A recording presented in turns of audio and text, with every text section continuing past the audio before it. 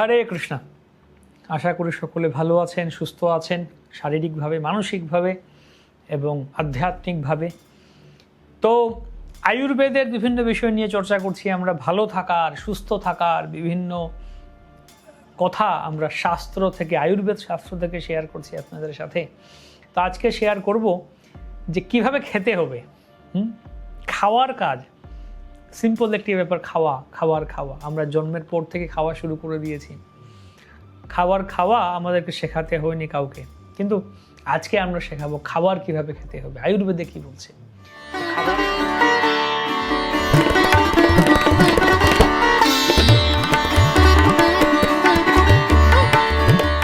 খাবার সময় কি দেখা উচিত, আয়ুর্বেদের নির্দেশনা। আমরা প্রতিদিন তো খাই, কিন্তু কখনো কি ভেবে দেখেছি খাওয়ার সময় আমাদের মন, চোখ, চিন্তা কেমন হওয়া উচিত? সাধারণত আমরা শুধু কি খাবো, কতটা খাবো, এগুলো নিয়ে ভাবি। আয়ুর্বেদ বলছে খাওয়ার সময় আমাদের মানসিক অবস্থা এবং আমরা কি দেখছি সেটাও আমাদের শরীরের উপর গভীর প্রভাব ফেলে।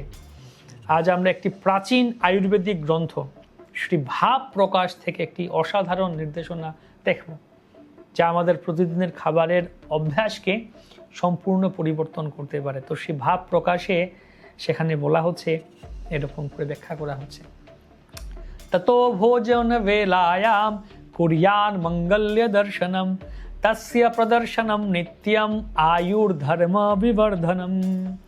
যে খাবার সময় একজন মানুষের উচিত মঙ্গলময় বা শুভ দর্শন করা, শুভ জিনিস দর্শন করা। কুর্যান মঙ্গল্য দর্শনম। যদি কেউ নিয়মিতভাবে এইভাবে শুভ দর্শন করে, খাবার সময় শুভ বস্তু, মঙ্গলময় বস্তু দর্শন করে, তাহলে তার আয়ু বৃদ্ধি পায়, তার মধ্যে ধর্ম এবং সদ্গুণ বৃদ্ধি পায়। প্রশ্ন হতে পারে, শুধু কিছু ভালো জিনিস দেখলেই কিভাবে আয়ু বাড়বে বা ধর্ম বৃদ্ধি পাবে? বিষয়টি একটু গভীরভাবে বুঝতে হবে আমাদের। আয়ুর্বেদ বলে আমাদের শরীর শুধু খাবারের দ্বারা প্রভাবিত হয় না, আমাদের মন এবং ইন্দ্রিয় শরীরকে প্রভাবিত করে। আমরা যা দেখি, যা শুনি, যা অনুভব করি, সব কিছু আমাদের মনের উপর প্রভাব ফেলে। আর মন সরাসরি আমাদের শরীরকে নিয়ন্ত্রণ করে। খাওয়ার সময় যদি আমাদেরকে একটি শান্ত, আনন্দময়, পবিত্র পরিবেশে আমরা থাকি, তাহলে আমাদের শরীর সেই খাবারকে সঠিকভাবে হজম করতে সাহায্য করে, সঠিকভাবে গ্রহণ করে এবং হজম সহজে হয়। যদি আমরা দুশ্চিন্তা, রাগ বা নেগেটিভ চিন্তার মধ্যে দিয়ে খাবার খাই, গ্রহণ করি, তাহলে সেই খাবার ঠিকমতো হজম হয় না এবং ধীরে ধীরে তা আমাদের শরীরের বিভিন্ন সমস্যা তৈরি করে। চরক সংহিতা আরেকটি আয়ুর্বেদিক শাস্ত্র, আয়ুর্বেদের আরেকটি শাস্ত্র চরক সংহিতা, সেখানে বলা হয়েছে, অন্নম হি প্রণতস্তুষ্ঠ ভুঞ্জতে ইয়াসু সমাহিতঃ সবলারোগ্য দীর্ঘায়ু প্রাপ্নোতি পুরুষঃ সুখম।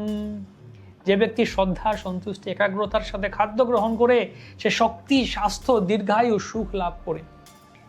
পরিষ্কারভাবে বলা হচ্ছে, খাবারের গুণের সাথে সাথে খাওয়ার সময় আমাদের মনোভাবও সমান গুরুত্বপূর্ণ। এবার আসি মঙ্গল দর্শনের কথায়। মঙ্গল দর্শন বলতে কি বোঝায়? শুভ, পবিত্র, ইতিবাচক জিনিস দেখা। শাস্ত্রে বলা হয়েছে খাবার সময় বা খাওয়ার আগে এমন কিছু জিনিস দেখা উচিত, যেমন ঘি, দই, দুধ, ফল, ফুল, পরিষ্কার জল, আগুন, সবচেয়ে গুরুত্বপূর্ণ ভগবানের বিগ্রহ বা ভগবানের চিত্র। এইসব জিনিস আমাদের মনের মধ্যে সত্যগুণ জাগ্রত করে, অর্থাৎ শান্তি, পবিত্রতা, ইতিবাচকতা নিয়ে আসে। যখন মন এই অবস্থায় থাকে, তখন শরীরের ভেতরের জঠরাগ্নি বা ডাইজেস্টিভ ফায়ার সঠিকভাবে কাজ করে, খাবার সুন্দরভাবে হজম হয়। এই ধারণাটি শুধু আয়ুর্বেদেই নয়, পুরাণেও পাওয়া যায়।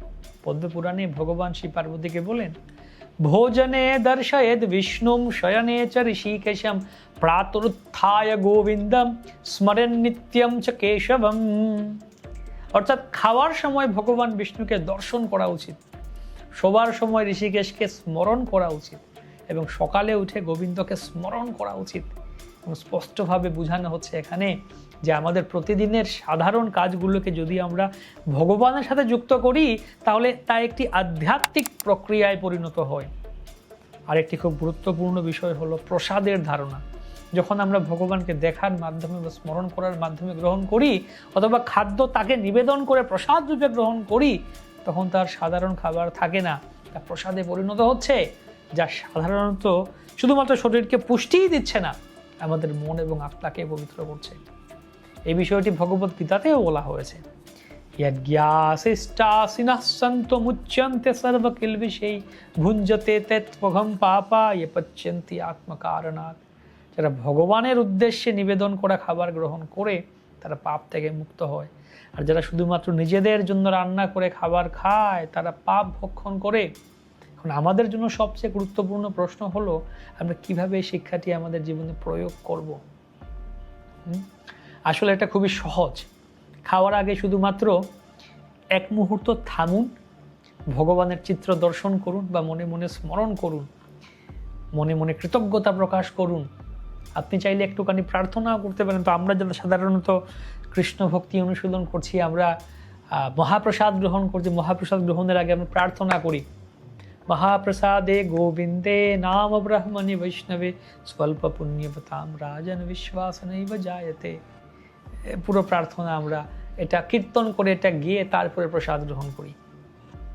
আপনারাও এরকম মনে মনে কৃতজ্ঞতা প্রকাশ করুন ভগবানের কাছে, হে ভগবান, আপনি খাবার আমাকে দিয়েছেন।